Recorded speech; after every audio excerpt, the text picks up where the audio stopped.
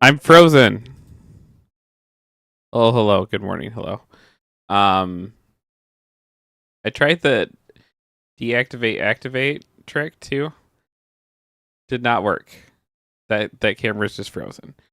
If I can find.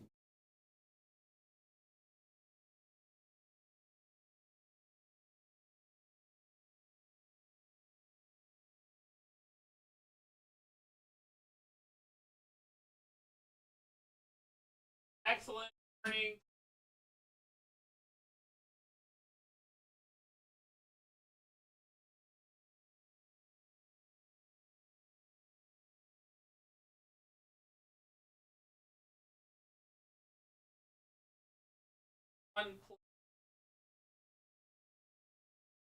Plug it back in. Theoretically, that should fix it if then we go through and we where's the camera? Deactivate, activate. Still nothing. Okay. We switch to this. And what if we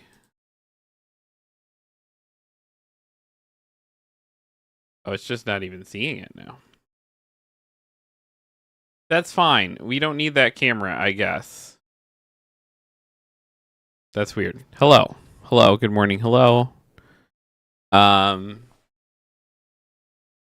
Good morning. Good game on for Sam. Snoopy says it's spring, right? Kind of. Definitely is starting to feel almost like spring. It's like I don't even know what the weather is here. I thought it put it in my taskbar usually. It was cold this morning. Yeah, it's 41 degrees outside. Which is I don't know. I don't know what it's supposed looks like it's supposed to be 40s all week basically, which is a bummer. I just need like I think more than any other year, I think I need sunshine. I need some sunshine. Like just like something for my soul to reawaken and feel happy and feel good. Snoopy says cold. I have like 20 inches of snow. Well, that's unfortunate. I think I don't know that I could mentally take that. I'm not sure I could. I'm very proud of you for weathering on. Sam said, I'm glad you get almost spring. We went from freezing to high 80s. On a happy spring note, my Cosmos came back. They started spreading. Nice. Maybe says it's really annoying. I imagine. Yeah. We had crazy storm stuff last night, but of just like we had thunderstorm warnings, but nothing really hit here. But then it hit the areas around here really bad. To the point that, you know, some people, even in the Dork Duck community that I know of this morning, still did not have power. So, but yeah, it was pretty bad storm stuff that came through. But we at least did not have snow. CB says we had a little bit of thunder about storms. I can't tell if that's clever phrasing or autocorrect, but yeah, it's I'm on, you know, day whatever of this tooth stuff. They get pulled on Thursday. Thunder snowstorms. Okay. But yeah, I went in last Thursday thinking they were going to pull the tooth. Found out it was 2 teeth, not 1 tooth. and that I was so infected that I had to do a week of antibiotics before they could pull the teeth. They actually wanted to pull them tomorrow. But the way my life goes is that Tuesday is the day. Tuesday, Wednesday are my biggest work days of the week, where I do all. Tuesdays and one day I do like actual work for a living. Because that's the day all the inventory comes in for the comic book shop. Have to, be like, okay, here's all these comics. Now we have to bag and board them all. Now we have to sort subscriptions. Now we have to do. It's a lot of work. And it's a lot of work to like try to be like, okay, here, Selena, just figure all this out. And then Wednesday, is the day. It's like, hey, it's new comic book day, and people come in to get their stuff because they're excited about new and so it's the day that I talk the most and do the most. Like, hi, how's it going? Yeah, here's your new Marvel Rivals comic that came out today. And so the idea of having my teeth pulled tomorrow was kind of a non-starter. I don't know how to fit that in Thursday. We can do Thursday. So there will be no streams again this week on Thursday, as I will have not one but two teeth pulled, which I could not afford to do in the slightest. But a very kind person in my life is just like, go here. Whatever they say, do it, and I will take care of it. And thank goodness for that individual, because otherwise I'm not sure where I'd be right now. Sam says Thunder Snow Storm would be a wicked band name. That'd be solid. I'd go see them. I did do stand-up over the weekend, which was my first time doing stand-up in basically 5 years. So I, got divorced in 2018. Sam said, just focus on how much less you'll be subconsciously clenching your jaw next week. That's cool. I did sit down this weekend.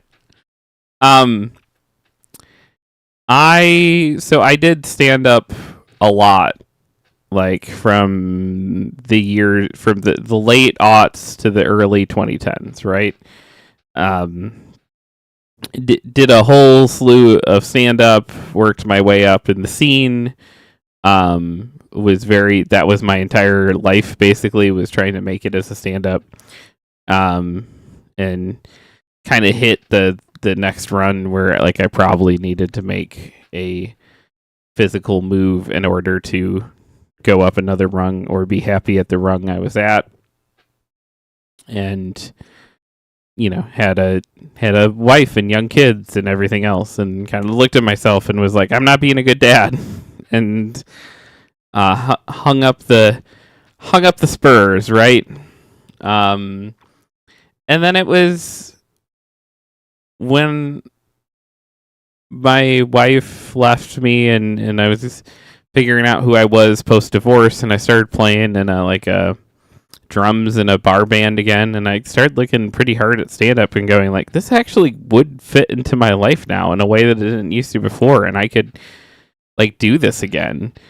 And then I was like, I started to plan like this kind of new rollout of like, I'm going to do stand-up again.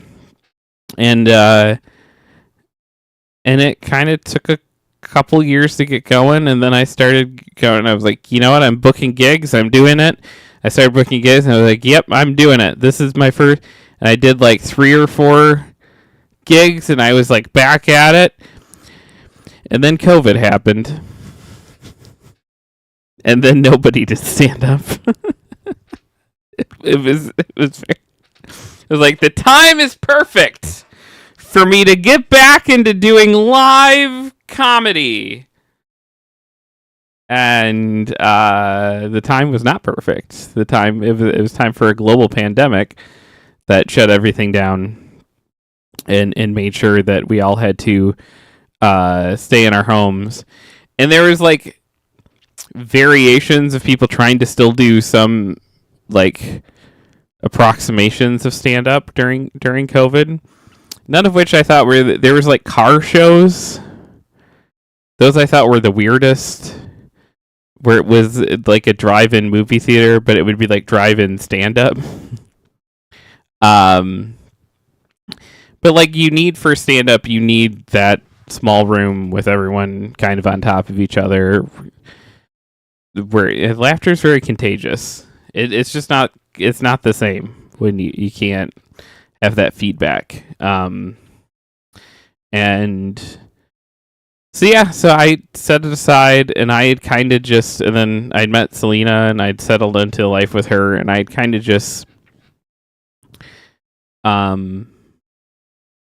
wrapped around as like I'm never gonna probably do this again.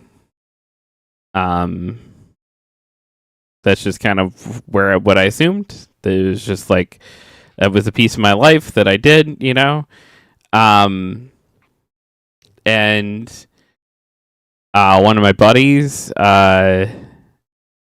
I didn't even do stand up with, but like knew from other stuff, and he's also been in on stand up his whole life, but he started booking a show in Selena's hometown that she grew up in, where like her local movie theater that she used to go to as like a little kid, they've taken the movie screen out and just turned it into a venue. And he books a comedy show there, and he started asking me to do it. At the same time, he was like begging me to do it. At the same time, Selena would be like, "You should do this show. It's in my theater I grew up in." And I just kept telling her like no, I would love to do us, but doing just one stand-up show is an incredibly difficult thing to do. And it's like taking just the one hit of crack cocaine. Like you don't know what you're trying to encourage me into. But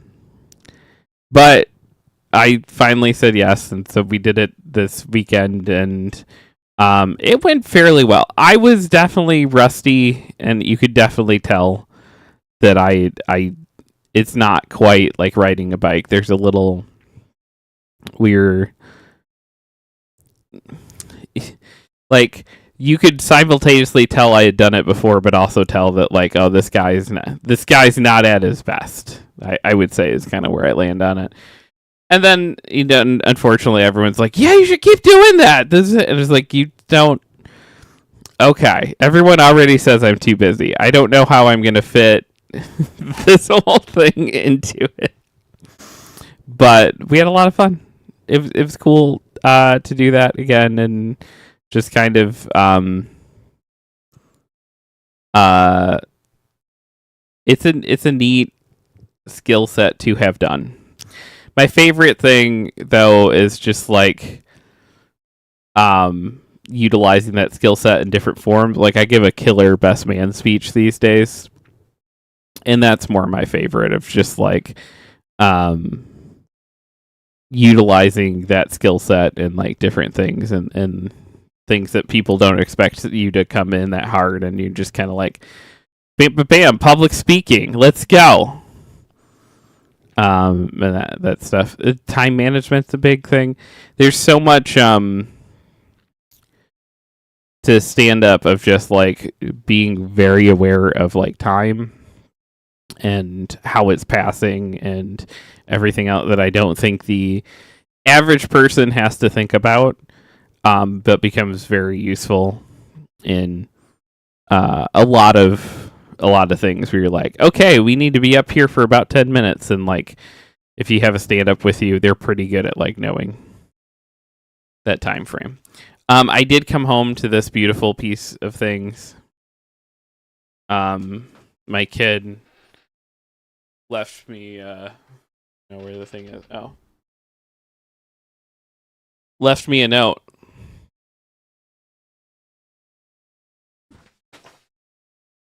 It says, "Dear Dad," or Selena, "if you're reading this, I'm most likely asleep. Dad, I hope the stand-up went well, and if it wasn't, I want you to know you're one of the best and funniest people I know. I love you, and good night." That was my 10-year-old left me that note, which is very absurdly sweet.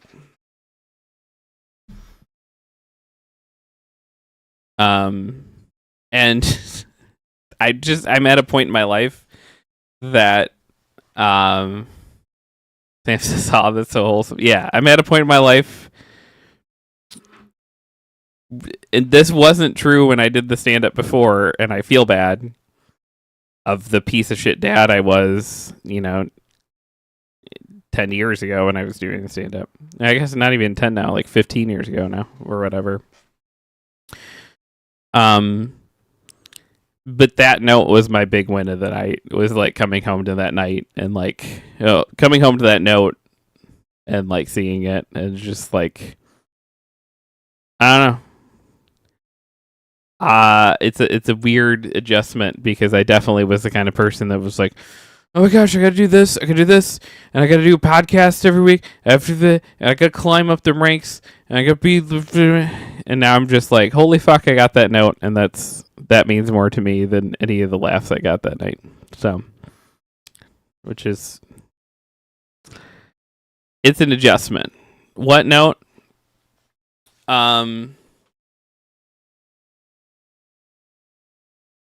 It's a note for my kid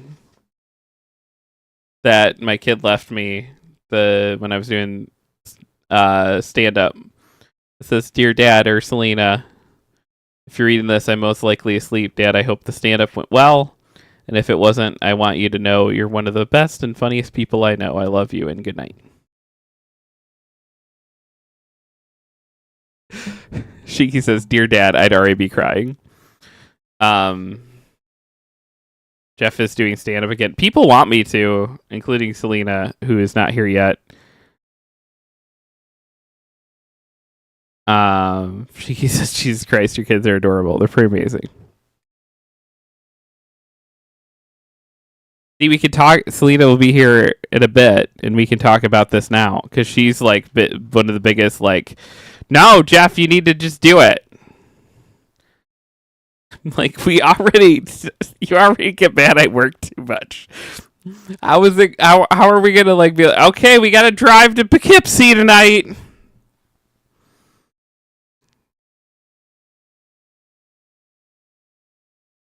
I don't know how you're gonna incorporate that. Also, good morning, Shiki. That's so sweet. You got to frame that one for sure. Yeah, I don't know what I'm gonna do with it. Pretty neat. We don't just talk about my stand-up incursions on the show, though. We also cover all the news you nerd in a whole segment we like to call the Daily Quack.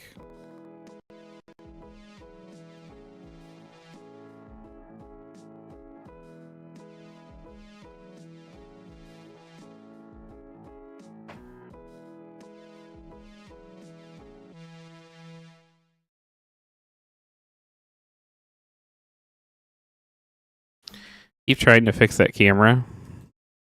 It's a fool's errand. Let me see if still frozen.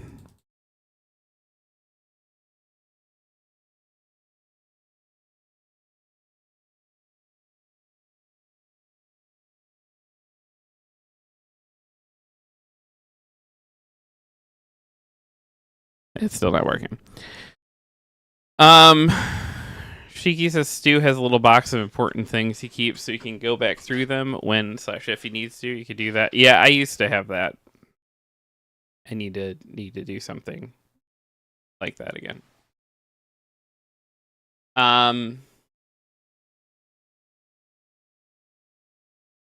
There's now Call of Duty soap. And I'm disappointed to report that none of it is called soap. This is from Jonathan Bolding over at PC Gamer. And there it is. The beautiful and wonderful Call of Duty soap. Because why not?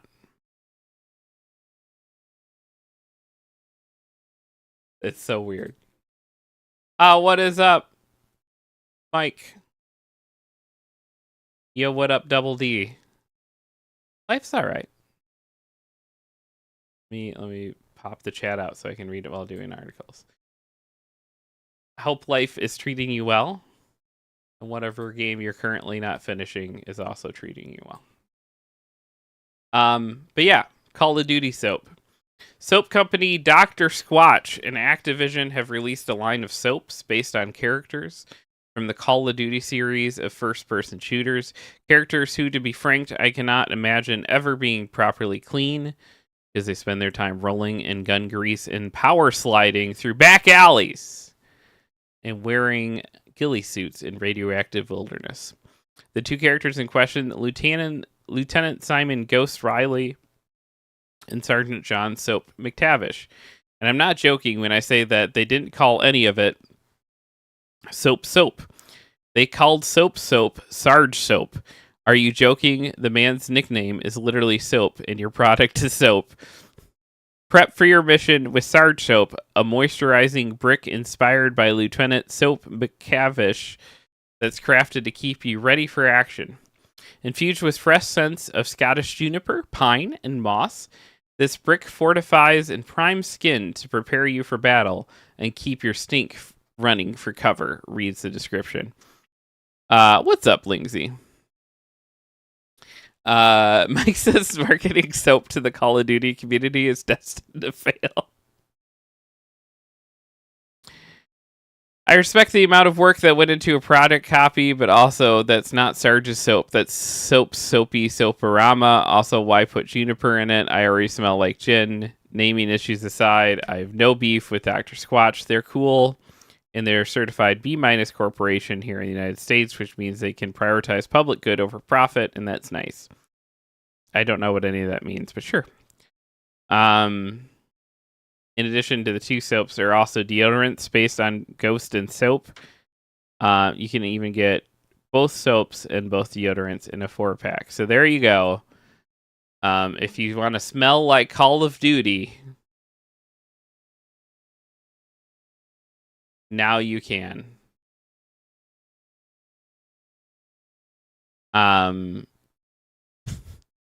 So weird. What's up, Mello? Feeling better? A little. The antibiotics are working. So I'm not in the intense amount of pain I was in last week. But then I get things pulled on Thursday, and then it'll be back to fun pain. I'm sure it's still not zero pain, but I'm able to actually function and be a human. Also, good morning. Sony's Legend of Zelda movie secures official release date. This is from Emma Keats over at AV Club, who says, it's dangerous to go into the Legend of Zelda movie speculation alone. Take this official premiere date as a proven sign of life. For the Hollywood Reporter, Sony's long gestating live-action adventure will officially bow March 26th, 2027. That's a ways away, but it sounds like Nintendo and fellow producer Arid Productions Inc., owned by Spider-Man and Venom producer Avi Arad, are really taking their time to get it right. The project was first announced back in 2023, with Nintendo representative director Shigeru Miyamoto posting at the time that he had been working on the film for many years now. In the same thread, he added that the team has now officially started the development of the film, with Nintendo itself heavily involved in the production. It will take time until its completion, but I hope you're looking forward to see it. Wes Ball, who previous credits include the Maze Runner trilogy, and last year's Kingdom of the Planet of the Apes, is attached to direct. The film has not announced any plot details or casting info as of this writing, but fans have been running pretty active campaign to get Hunter Schafer in the contention for the titular princess. I think she would kill it as Zelda. Yes. The fan casting has gained so much momentum that Schafer actually responded to the prospect herself, telling Entertainment Tonight that it would be so cool to play the character. It's another wave of fan cast and everything, which is really sweet. She continued, I'm honored that they even think of me for that. Do you think Hunter Schafer would be a good Princess Zelda, Selena? During the article, like she's already been picked She has not, but like fans have just decided They were just like, yeah, that's happening. Yeah, it's like, oh, this one. I didn't buy the titles you that she'd already been. Also, Shiki says hi. I'm not well. You're not well? I don't know. Hang on. I'm sorry. Up last night. And then more ill this morning. Yeah. I used to get sick a lot as a kind of adult years where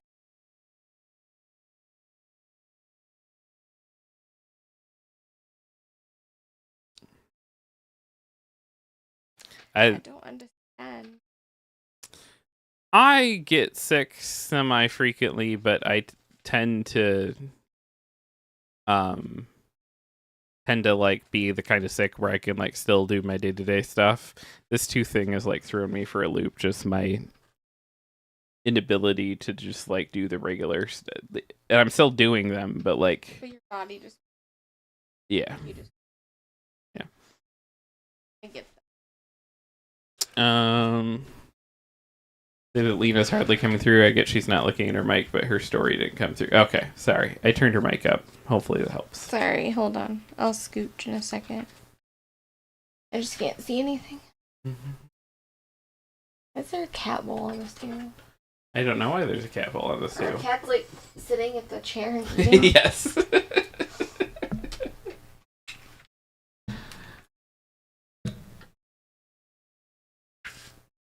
Sam says turning up the mic isn't always the answer, Jeff. I'm sorry. That's what I know how to do. Then when I come in and I'm like, ah, everybody's like, oh dear God. I only have so much training, Sam.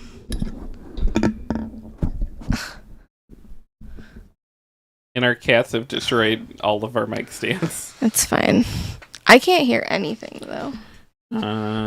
That I can fix. Okay, thanks. How's that? Can you hear things? Vaguely. How's that? Do you guys like my shirt? It's a frog. On a toadstool, I think. I don't know. I got it at Kohl's in the kids section. It's pretty cute. I had $10 in Kohl's cash, and I didn't realize that Kohl's cash expires.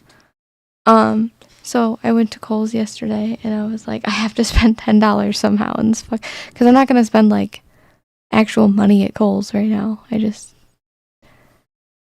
too broke for that shit. And so I go into Kohl's and I'm like, how can I spend only $10 in this store?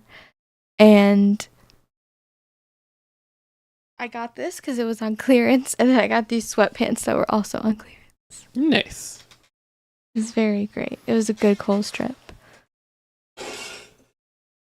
She says pretty cute, almost as cute as Lena. Oh, thank you. You're so sweet. Sam says Jeff goes through this endless cycle of turning up mics and then turning them down because they're too hot. I do the same thing with the temperature in the car. I don't understand how people are just like, all right. The temperature of the car is way different than the sounds of the mic. No, but it's like I'm always like, I'm cold, turn it to hot. And then it's like, I'm hot, turn it off. Do you have trouble regulating your temperature? Yeah. Me too. Okay. Sam said I was mostly letting you know in case she wanted us to hear her story. Oh, it wasn't really. Did I tell a story? I forgot. You were talking about just being sick. Oh yeah, no, just being ill, vaguely. I don't even know that I can call it ill. You weren't here for the Jeff does stand-up conversation, so I said that you're fine with me not doing it anymore, and we should set it aside. That's not what I said at all. Don't do that to me. It's different. It's like that was okay. So you did stand up on Friday. Yeah. We left the house at 7:00, and we were home by 11 or midnight or so. We would have been home earlier if we didn't go out drinking afterwards. But we were with somebody that likes to go out and have several beers after. Yeah. Anything. Yeah. After anything.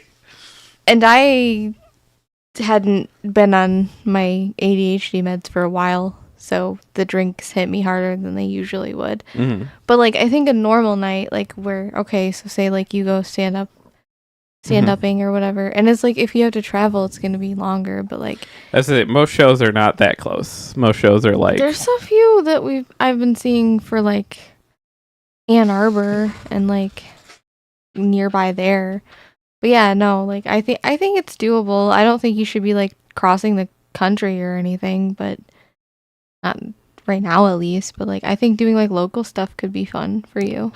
I think it would be good for you. You seemed really happy. yeah, it's a drug. You're always happy when you do drugs. Doesn't mean you should do drugs. What do you mean it's a drug? I think you're just passionate about comedy and you liked doing something you're passionate about. No, I'm like a reformed narcissist, and I got to stand on stage with a microphone and like be Jeff, like, you sit in a bedroom with a microphone all the time. it's different. No, it's not. People can just like click to a different thing. So you're saying stand up, they're like trapped. They have to listen to you. Yeah. I think that's almost worse. For me personally, like I would hate to be up on stage and have people like not interested in what I have to say. Yeah, because you don't need the attention of strangers the way that... Oh, that's really sweet that you think that.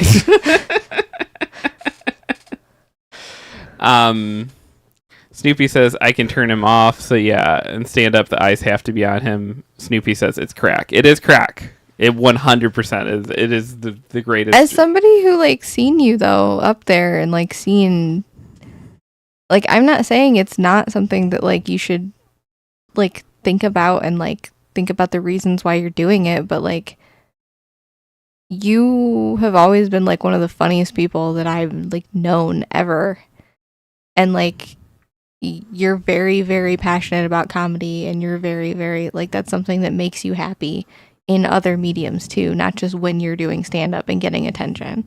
That's what I'm saying, like and it's not just the attention part either. I think it's like you're like using your creative skill to like think of bits and like think of like funny thing. What is it? Is it bits? Yeah, sure. Sure. But like it requires a lot more than just I'm up on stage, I am getting attention. Yay. Yes, but like right now, I have to like... there's a lot of creativity involved because I have to write a lot of bits. Also, I tend to disagree. Someone could just pull out their phone in the audience and look at their phone. I know because some people did that for other people that were there. Like, and that's not to say they weren't good. I'm just saying, like, there was an older couple that, like, was just, like, they were out of their element, I think, and they didn't know what to do. So they just pulled out their phones or, like, going on their phones. And I was like, oh. But it's not like, it's not like Clockwork Orange where, like, people are, like, like, your eyes are, like, taped open and people are, like, having to listen to what, like, people can still go to a show and tune you out and not be engaged and interested. But like people were engaged and interested because you're funny and you care about what you were doing. And that was really cool to see. Yeah, I got a small town conservative town to laugh about how good Girl Dick is. That was like my whole goal of the evening. That was your whole goal of the evening? That was 100% my whole goal of the evening. I was like, I'm going into a super small conservative town. I'm going to get the men sitting in this audience to get really uncomfortable, to consider, like, be like, no, guys, Girl Dick is great. And that was my whole... Well, you succeeded. Yeah, it was a good time. It was, yeah. Other Sam says, morning, Jeff, Lena, and chat. I'm here for my mandatory viewing.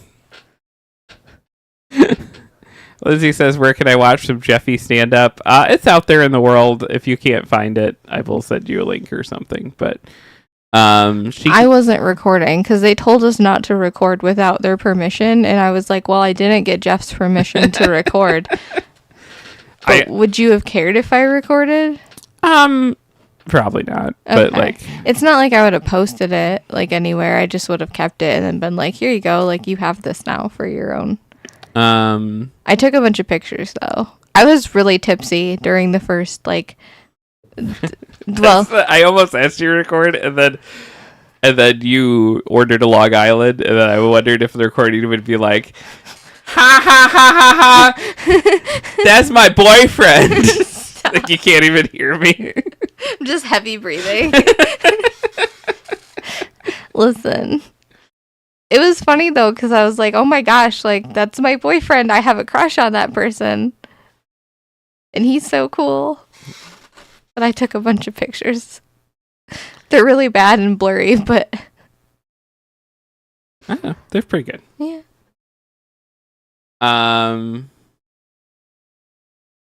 Sam said Jeff said it's out there. You have my old stuff. Sam said, I found the secret third stand-up YouTube. I never posted my own clips. It was just they would get posts.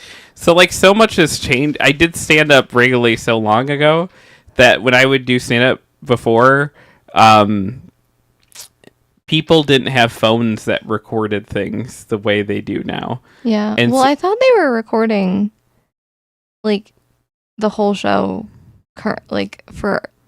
I saw like not cameras, but like screens when I walked in.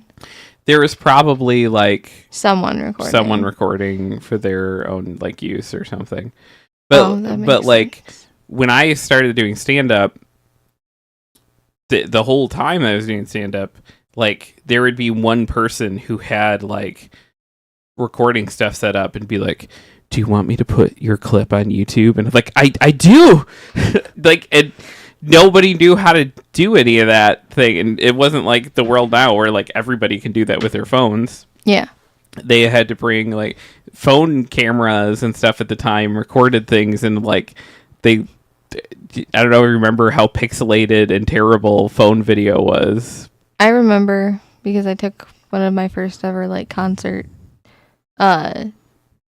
like videos or whatever on a phone, like a really old phone camera, and like you can't hear anything or see anything that's happening. You can hear like crackling and occasional sound. He says, well, if you're ever here, you know his entire name and you just have to Google it. Yeah. it's there. Dunn says, was this a for-profit gig or charity? Neither. It was for fun and dusting off the thing. Are you hitting the road again? I don't know. Selena says yes. I still say maybe. We're considering it. That I'll make the decision post-tooth. I gotta get probably a better bet. Yeah. I gotta get teeth removed and then yeah, we'll maybe consider it. Are you moving on to articles? I was gonna read the next article, yeah. Okay. I've already read 2 articles without you. Okay, sorry. I'll just Also, tell my body to stop. One of our cameras doesn't work. It just looks like this. You look scared and concerned. Ah! I can't, no matter what I do, I can't get it off of just that image either. Like, I've tried deactivating it, activating it. It just really likes your very intense, serious face. Yes. You should make that your profile picture. It's kind of great.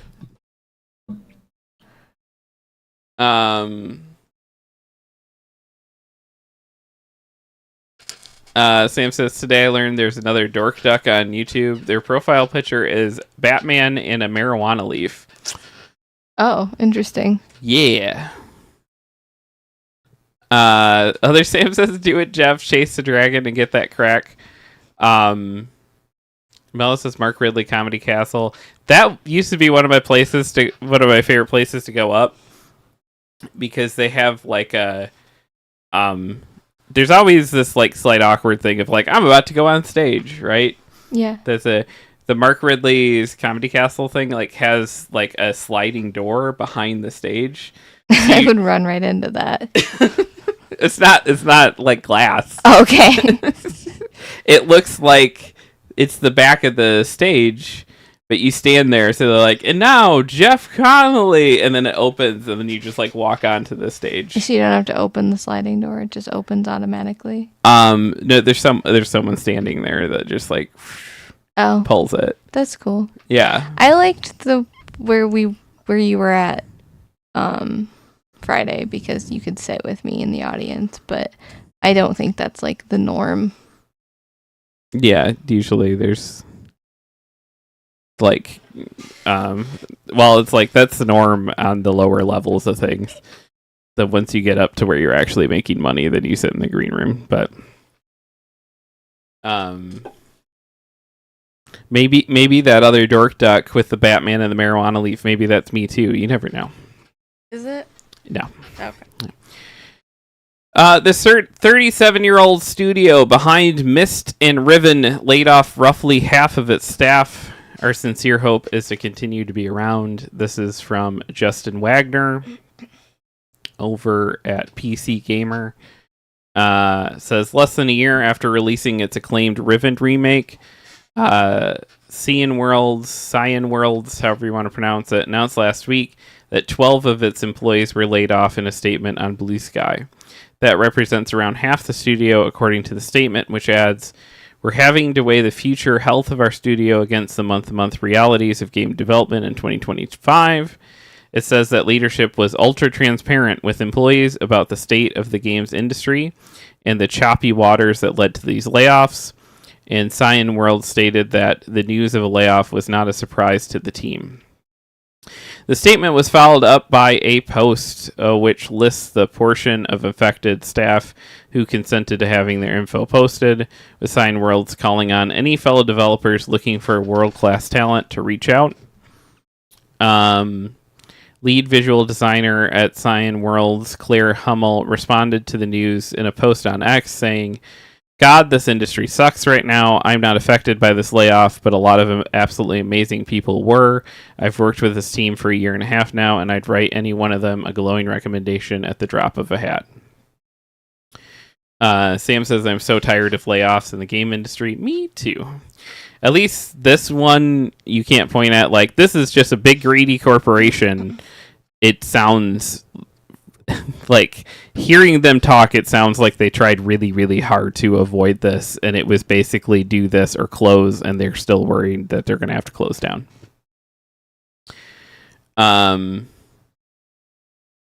Shiki says, "Layoffs make me sad, but I'm glad they did the bare minimum and sent out recommendations to their employees." Yeah.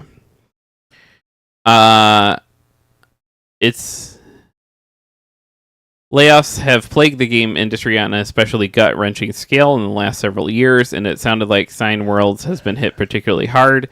The recent statement mentioned its immediate priority to restabilize the studio, and even though it's one of the longest-standing indies in the business right now, its sincere hope is to continue to be around.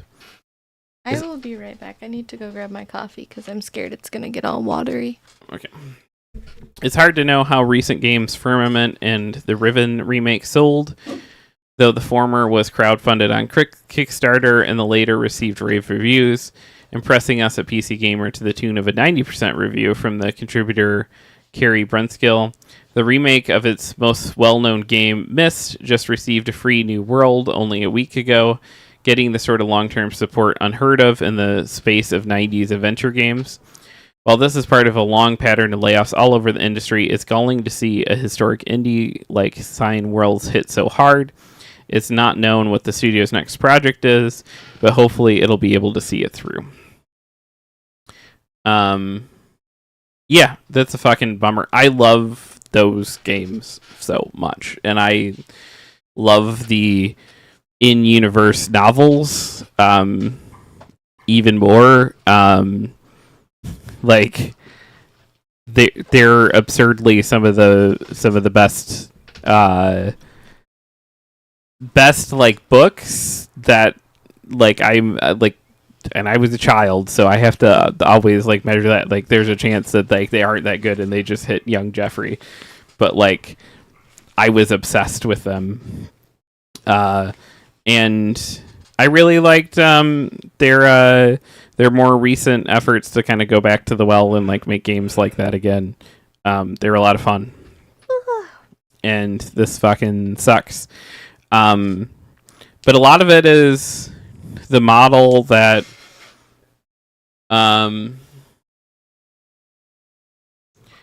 what's up, Cashy?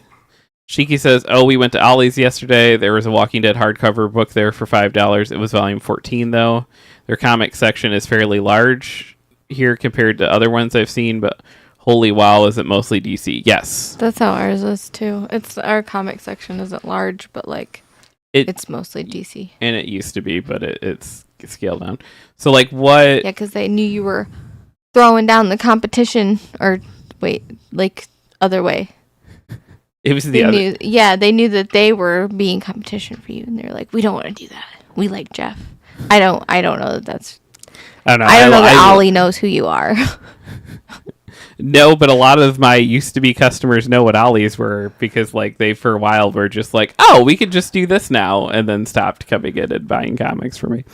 But it's, Ollie's is, like, a weird... Because that's their whole model, is they kind of come into towns, run the stores out of business, and then they buy up places that go out of business. That's icky a little bit. Yeah. But also, I like getting other things on sale, like things that I like. Fair. Like laundry soap. They got really nice laundry soap there, and like shelves. Yeah.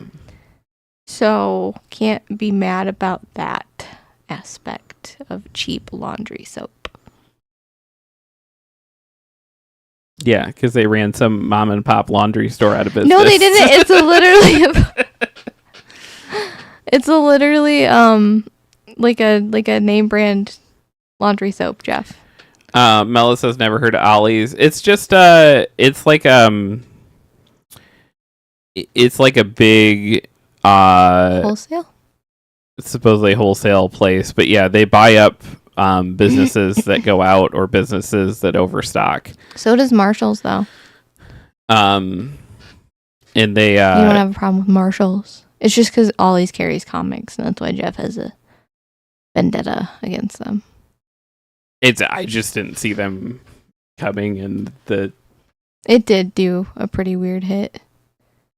But then again, like Walmart carries like omnibuses now, and graphic novels and manga. Yeah.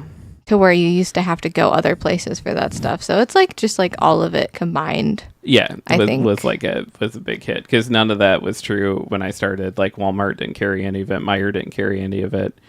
There was no Ollie's, and then like it was just like, oh, okay. Someone who like doesn't like Walmart or Meijer and would much rather spend less money on laundry soap and other like home necessities, like I will go to Ollie's for that stuff.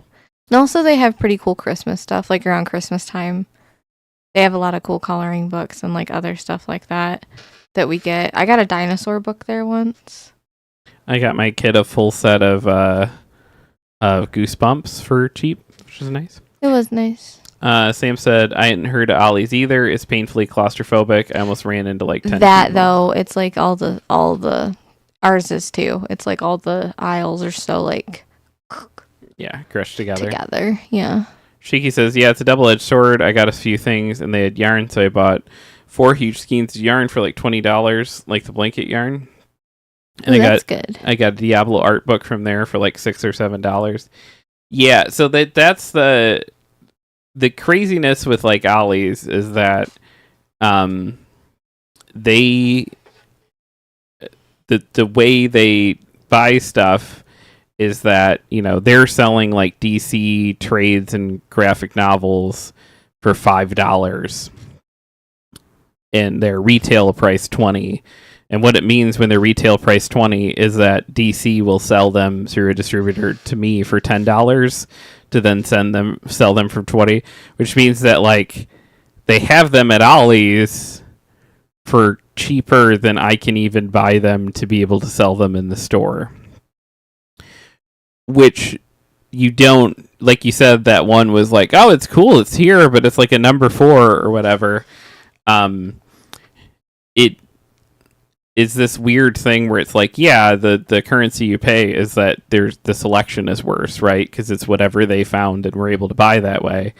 But that does train some percentage of consumers to just be like, oh, well, I'll just wait. I don't want to spend $20 on this. I will just wait because maybe it'll be $5 at Ollie's at some point. And it's like, yeah, it will be when I go out of business and then Ollie's buys all this. You say that, but also like, it's difficult because it's like even I, as someone who's like, yay, cheap laundry soap. The convenience of going to Ollie's is very different than the convenience of going to like, I know where things are at Walmart. Yeah. I know where things are at, and I can go in and go out, and like my brain is just trained to do that. So at the same time, it's like I have a routine. If I find myself over where Ollie's is, I will go to Ollie's. But like usually, I'm like Walmart, boop, Walmart, boop, like. It's because my brain just thrives on. Lindsay said, "What about the poor old lady who was selling Diablo art books right down the street?" I'm disappointed. I'm not attacking anyone for going to Ollie's. I go to Ollie's. It's just like, just stating some of the inner workings. Yeah, the fun that is. My favorite though is. Some of the people that used to, because we used to have a pretty beefy, like, people that would stop in once or twice a week just to buy graphic novels, customer base, and they'll show up sometimes now trying to sell me their old stuff, and a lot of it will be stuff that has Ollie stickers on it now, because you could tell they switched over to buying stuff at Ollie's. And then they never really had the stuff they want because it wasn't well curated like my store was to keep things in that they would actually like continue interested in. Mm-hmm. So they've fallen out of the hobby, and now they're just like, oh, the stuff with it. And like it'll have like a $1.99 sticker on it, and I will be like, okay, I will give you 50 cents for this, and they'll be like, that's like a $20 thing. Like you spent $2 yeah, and I gotta try to figure out how to get that stupid sticker off. They don't come off. As someone who's bought a dinosaur book from Ollie's, those stickers are on there for life. It need a hair dryer. Not good enough. Dylan says, sounds like Ollie's is your new trade distributor. Yeah, that's how capitalism works, and if I had like nasty amounts of money, I could just camp out in Ollie's every morning, buy up their entire comic section, and then just be like, oh, guess there's no comics at Ollie's, guys. Guess you have to go to Rad Raptor Comics. But like, we don't have nasty amounts of money. We don't have nasty amounts of money, and even if we did... Why did you say nasty? Because that's nasty. Like, that's so... Like, people should be able to get... It's hard out there. People should be able to get $5 trades if they want $5 trades. I know. That's so gross if I just went in there and bought everything up. Yeah, it would be gross if you went in there, bought everything up, and then up-hiked the price. But if you go in there, buy everything up, and then, like, put it at either the price they had or a little bit over and do it like a clearance or like a, hey, these are used books, I don't see ethically the problem with that. Sam says, Gugon works on removing price tags on stickers, games, and cases. Just gotta be careful not to get it on the actual game label. Yeah, it's harder with comics because there is like they're putting that sticker like directly on the thing that you want to preserve. So gotta be fast. Well, you have to. I usually use a hairdryer, but Shiki says nasty. Mello and Sam both say Gugon. I need to get some Gugon. Lindsay says, hi, my name is Jeff, and I have nasty amounts of money. That's how I heard, like you said nasty out loud, but my brain, like, refiltered it, and it was, like, the way that you said it was with, like, a southern accent. Like, I heard you say it normal, out your face, just Jeff, but in my head, I was like, southern accent. Sam says the more we say Gugon, my brain is making it Dwagon. Dugon. Oh, sorry, Dugon. I flipped that W and the E and I was like, Dwagon. And I'm just thinking about the funky Pokemon seal. There's a funky Pokemon seal. Yeah. Dugon. What? I don't know Pokemon. I don't know. Stop yelling. I don't know how many times I have scared to me. tell you that. That frightened me. It was so intense. He said, "Did you know they made a goblin cleaner?" A what? Because other Sam said Sugan works too. I don't know. I can't read that. Sam says his name is Dugon. I don't know. It's My not face hurts. Dugon. It's Dugong. Dugong? You keep saying Dugon. Dugong. Dugon. Oh, what is this article? I can read that because it's title big. Because it's title big. Title big. There's an Inzoi bug that makes some of your family disappear if you remarry too many times. What? I haven't played Inzoi yet. I don't know. I'm waiting. I have research to do. Also, I realized you could literally just make The Sims look like this. Are you setting up for a suck on this dick joke? Is that what that Sugan? What? That's. There's what also are you talking about? Other Sam said there's also Sugon, Sugon, to which case when we don't know about it. I see what you're saying. Okay. Sorry, I was confused. Sugon these nuts, yes. Okay. Yeah. I'm proud of you. That was good. that was great. I just snorted. Whew. All right. Sorry. It's definitely. I've imbibed too much comedy this last few days. I don't have the comedy points to understand jokes. I used up all my brain power. Sam says, Jeff, anytime goblins are brought up around other Sam, it is absolutely set up for a D's nuts joke. She uses goblin D's nuts as a punchline of band. I love you guys. Other Sam said, Lena, give me the I'm proud of you, sweetie mom compliment. So you can just make The Sims look like Inzoi if you have enough mods and custom content. Do you have enough mods and custom content? No, I don't. I'm just saying, like, that's kind of where I'm at now. This is from Jody McGregor, a PC gamer.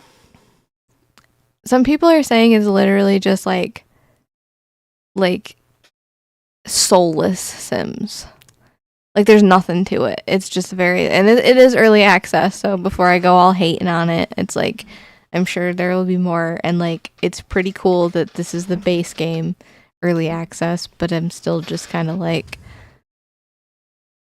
I don't know how to feel. I'm very, like, neutral on it right now.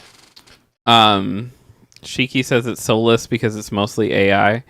See, from what I saw before, it was like the AI that was used was just like the ability to like generate stuff in game, not like the stuff to develop it proper. But I also have no idea. She also said nothing wrong with a momplement. It's amazing. I thought they got rid of the AI thing that people. I don't know though. I have no idea. But like, yeah, I remember the kerfuffle being about like how you could AI generate stuff. And let me see what the thing. Someone said. Dylan said, "I'm 37 years old and still appreciate a good D's nut joke." Yeah, and they never go out of style. My housemates played The Sims over our local network back in the day, which became an issue when one of them decided to become a home wrecker. She'd wander around our shared neighborhood, flirt with everyone, start some fights, and move on. Marriages didn't last long with her around, and pretty soon everyone's relationship history started to look like what you get when you scroll down a celebrity's Wikipedia page. Do the same thing in Inzoi, and there might be even bigger problems. As Crafton's list of known issues points out, when a single Zoi, they're called Zois? Okay.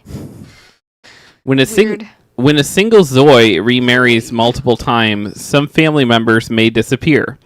That's it, straight into the void with at least some of your family, which maybe isn't the worst outcome in the world. Crafton goes on to say, we recommend avoiding repeated marriages and, if necessary, proceeding only when there are no children involved. Which is just good life advice, really.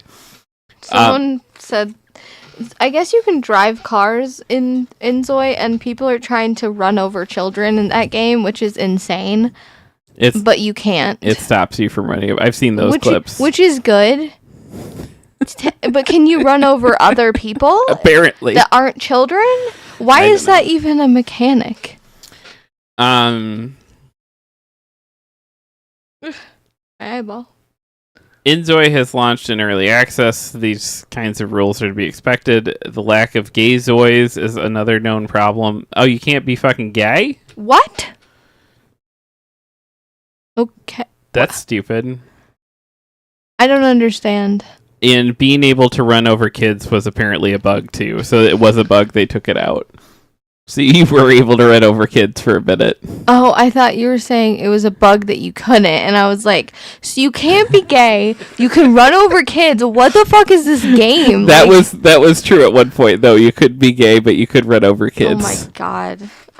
I'm starting to toe to go over the line of, like, I'm becoming not neutral. I'm becoming a hater. What are you reading? Just like the comments and stuff. What's the lack of gay Zois? Dylan says, "Hey Lena, you judge games by whether or not you can swim. I judge them by the ability to run over children. To each their own." That's a game mechanic that is needed.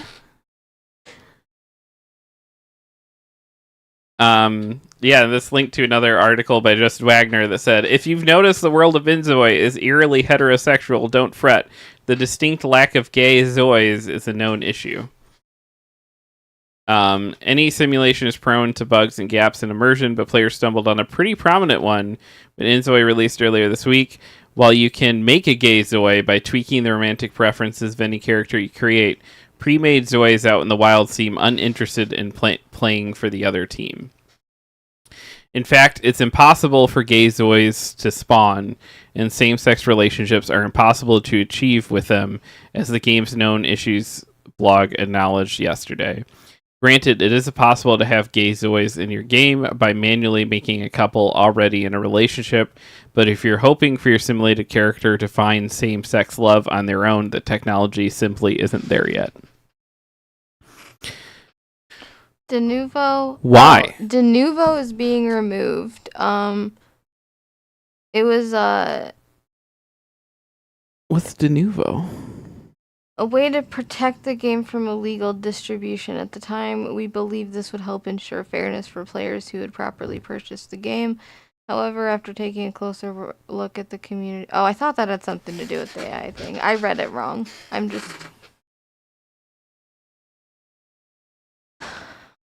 Don't said the opposite of da oldvo. Thank you.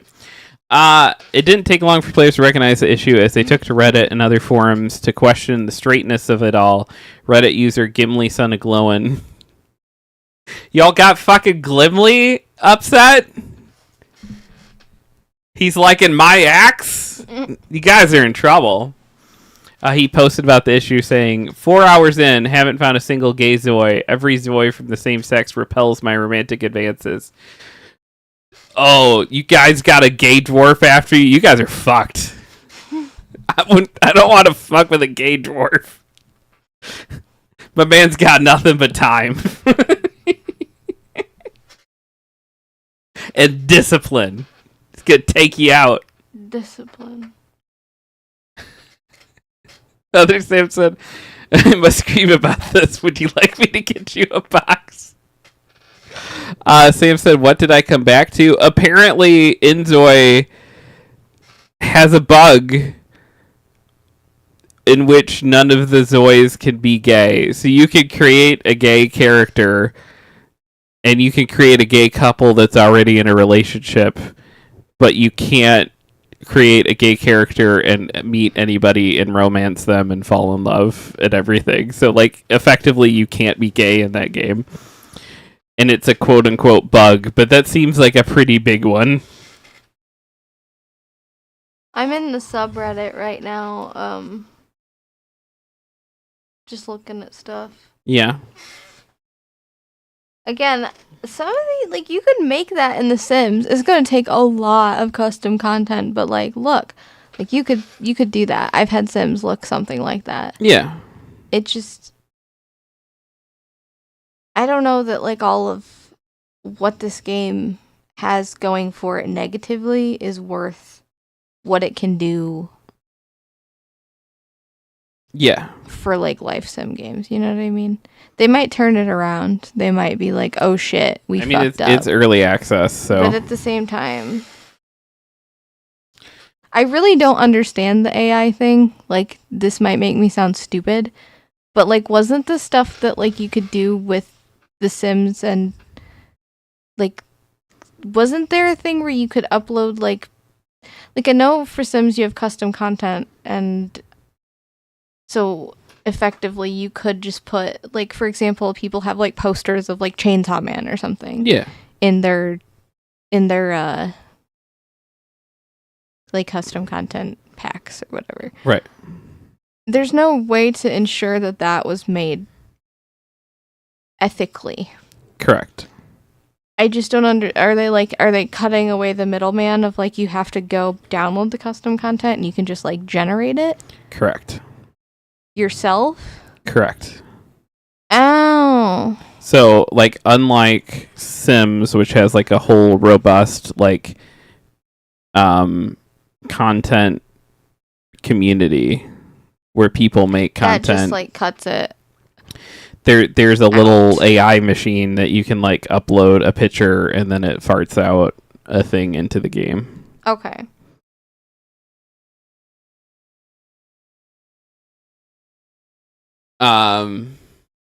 Thank you, Shiki, for the clip.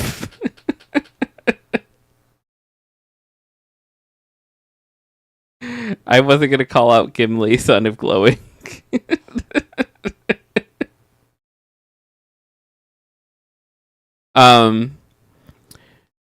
Sam said, was that the game that was like $40 for early access?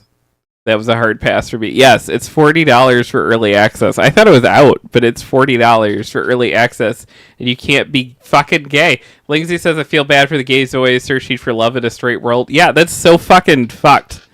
That's insane. They took $40. Listen. They can text. Zoys can text each other.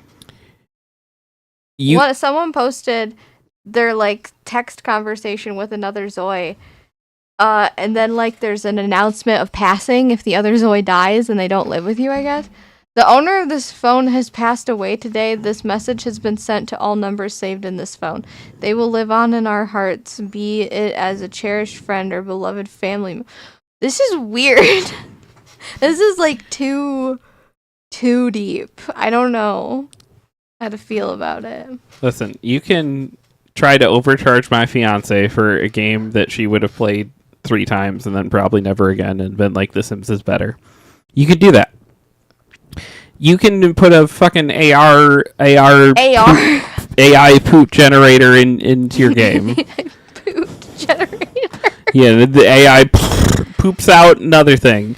I thought you said poop. And that's, you know, is whatever. Okay. You gonna fuck with fucking gay kids that, like, scrape together $40 to buy this game because they're so excited about it, and then it's like the one space. They have a fucking piece of shit dad and mom that drag them to church every week, and, like, these simulation games are like the one time they can, like, feel like they fucking belong and can make a world that fucking looks like the world should look for them. And you're gonna take their $40 and then dump them into a game where it's like, no, kid, here too. It's like, Jesus fucking Christ, I'm angry. Like, that is so fucked up. People are so weirdly, like, positive about it too. They're like, the AI tech used in this is actually kind of incredible. When you can select a sweatshirt and choose the AI function and write cute burger pattern on it, it puts cartoony burgers all over your shirt that have ah.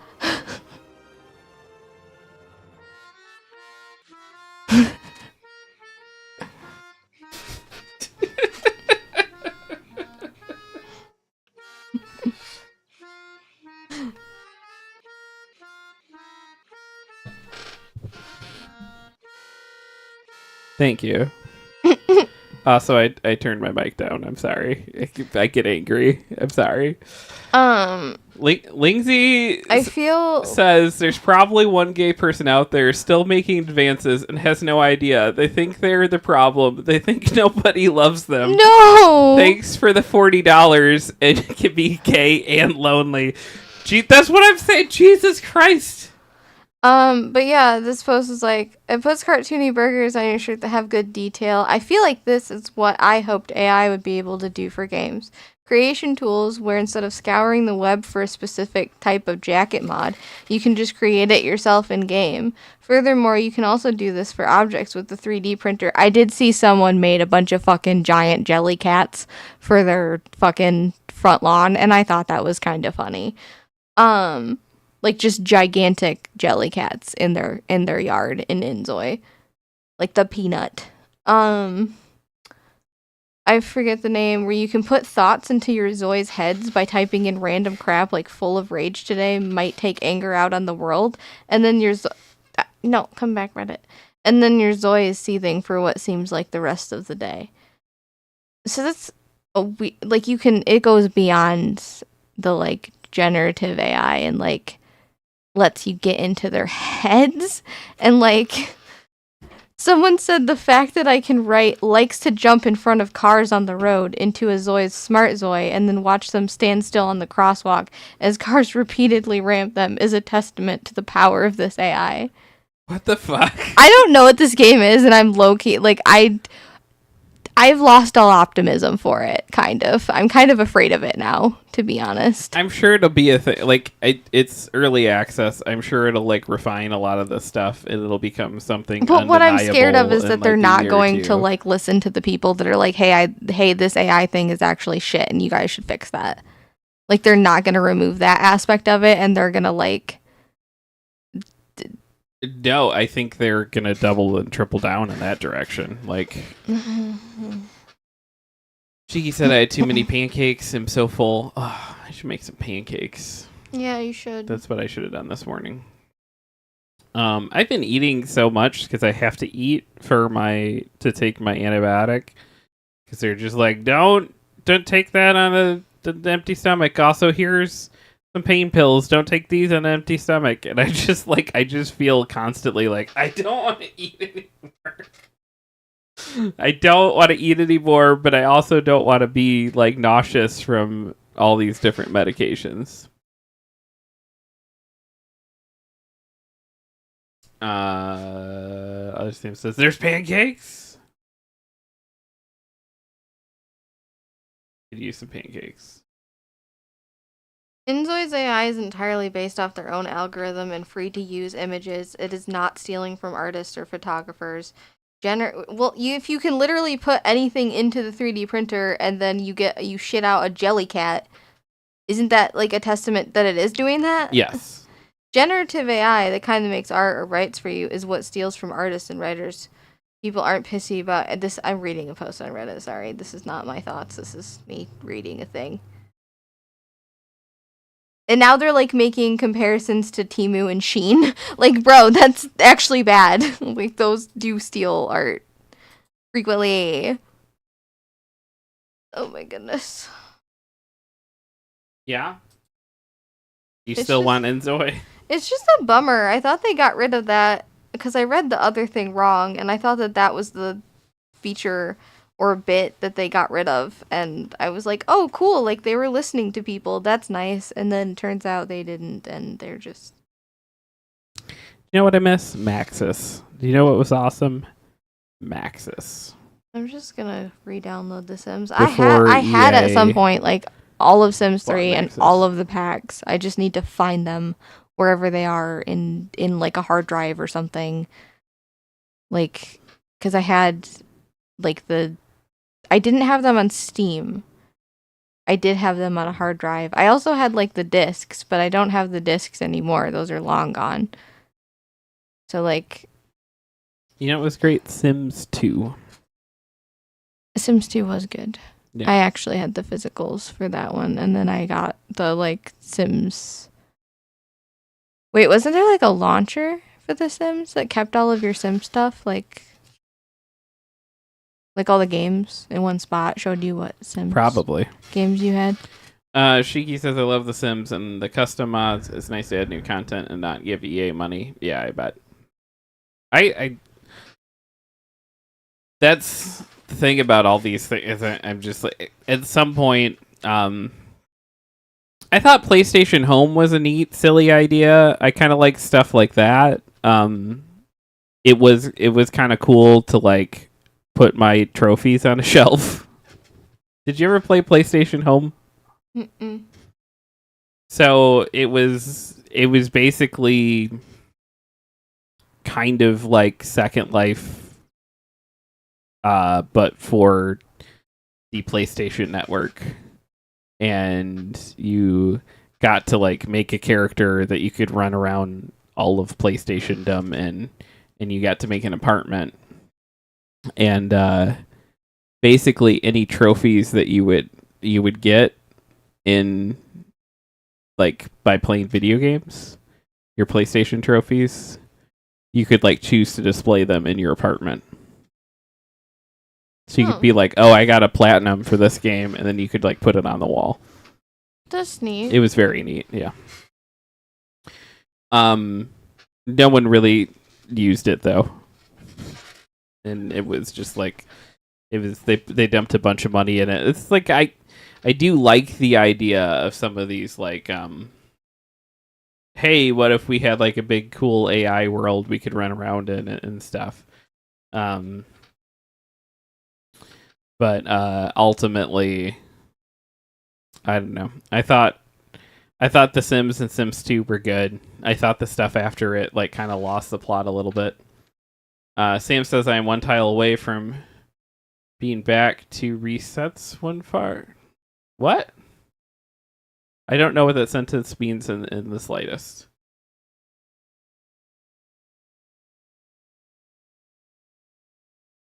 Yeah, I have no context for that sentence. I tried several times. My brain didn't hit it. Back to where he left off, I think.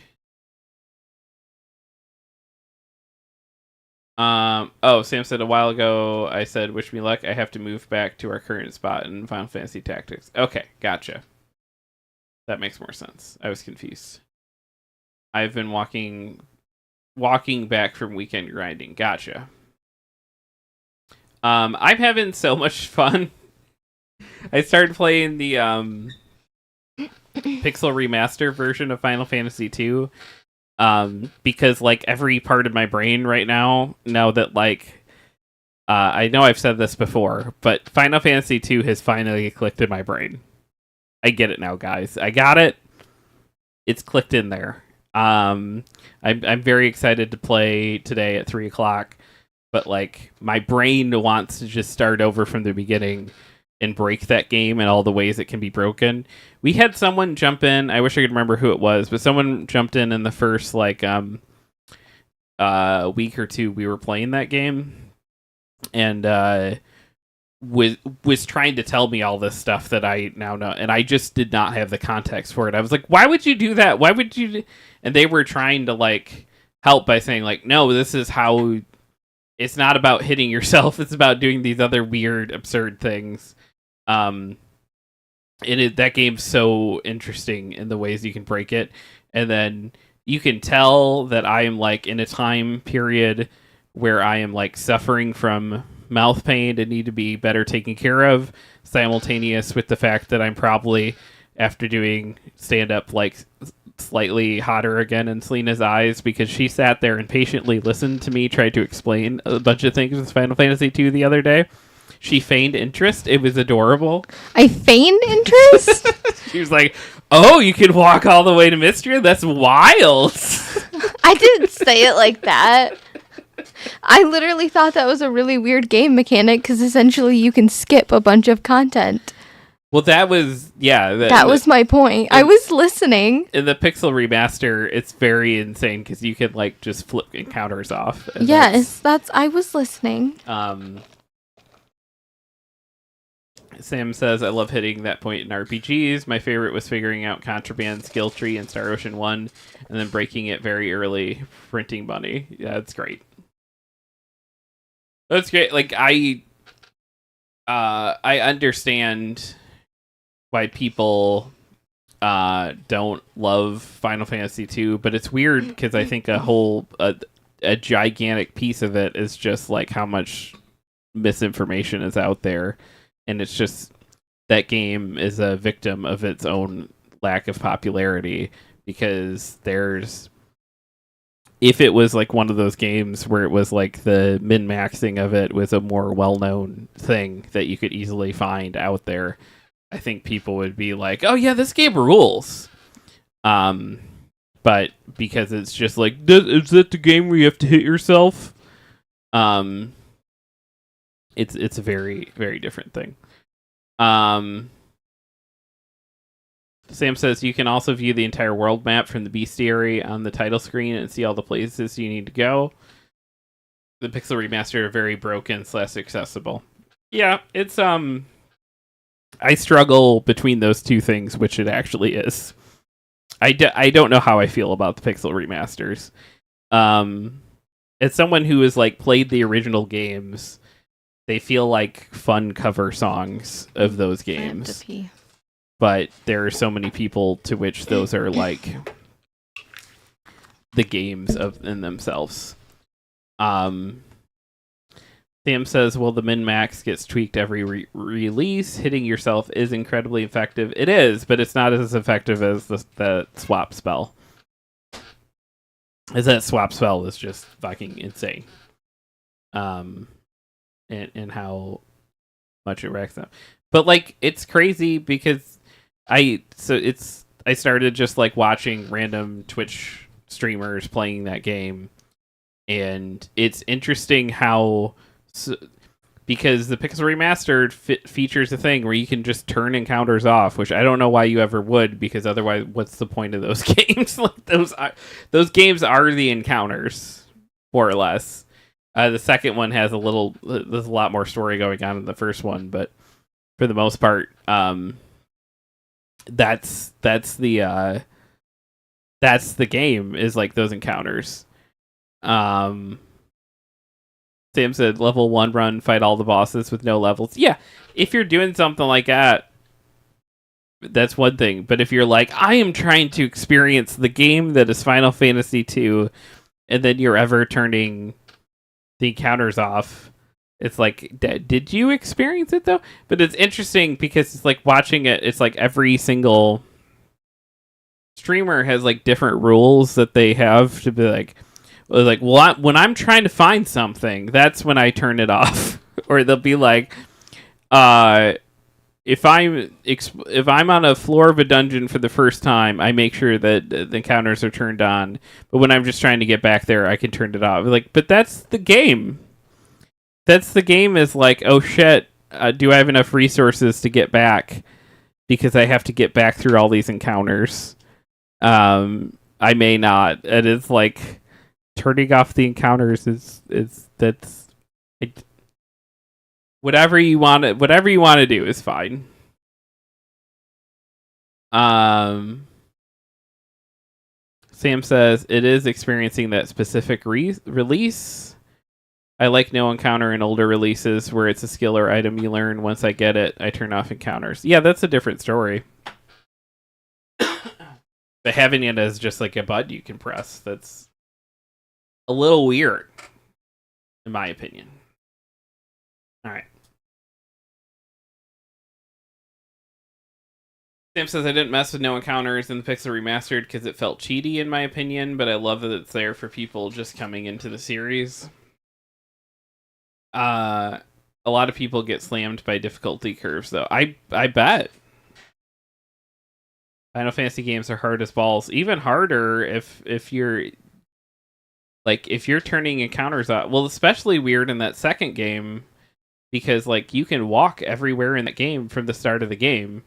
What gates you off is the Dark Souls type thing of, like, oh man, the enemies are too hard in this direction. But if you turn encounters off, you can just walk wherever.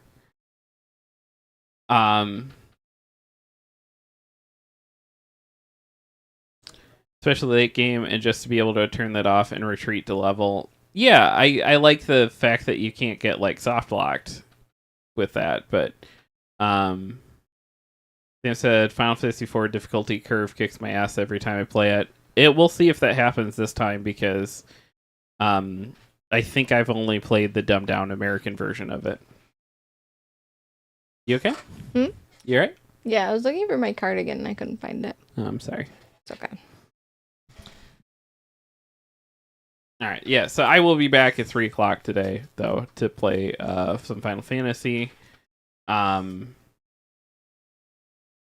We do have... You've only played the 3D port of FF4? Yeah. I'm gonna try my best to find the translated original FF4 so I can play the original difficulty. I do like that game a lot. You want to get the Pixel remaster eventually? I'm so confused by the Pixel remasters of 4, 5, and 6. They seem needless.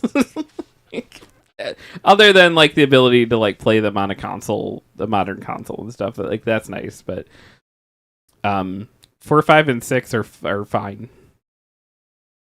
Like, in fact, that seems to be like what they're turning 1, 2, and 3 is like more or less into the art style that is 4, 5, and 6. So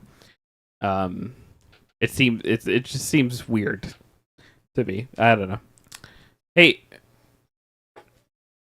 we have a YouTube page. We do?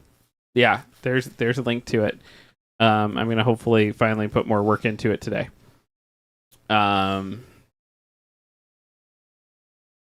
And Sam says it's to make 1, 2, 3, 4, 5, 6 all feel connected and have modern ports.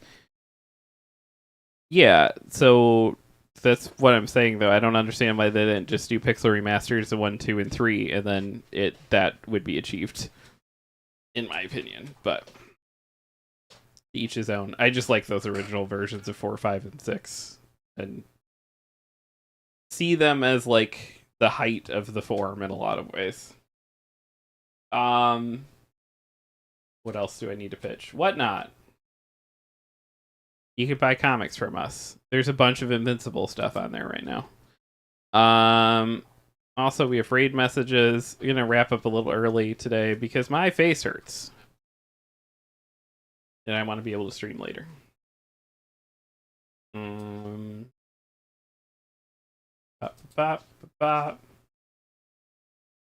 Copying things. Let's go see who we're gonna say hello to.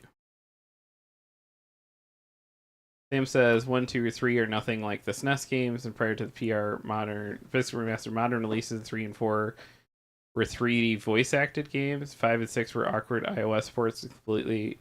Yeah, I'm saying the original SNES ones, though. I think they should have just ported those ones over, in my opinion. But I know people don't agree with me, which is also fine. Shiki says, thank you for the stream. Get some good rest. Have a good day. We'll see. I'm either going to be, resty or worky. I've not quite decided yet. Let's go bug Pixel, though. I haven't said hi to Pixel in a minute. Thank you guys so much for hanging out. Sam says, thanks for the stream. Rest or I will fight you. I'll consider it. Be honest, be kind, be useful.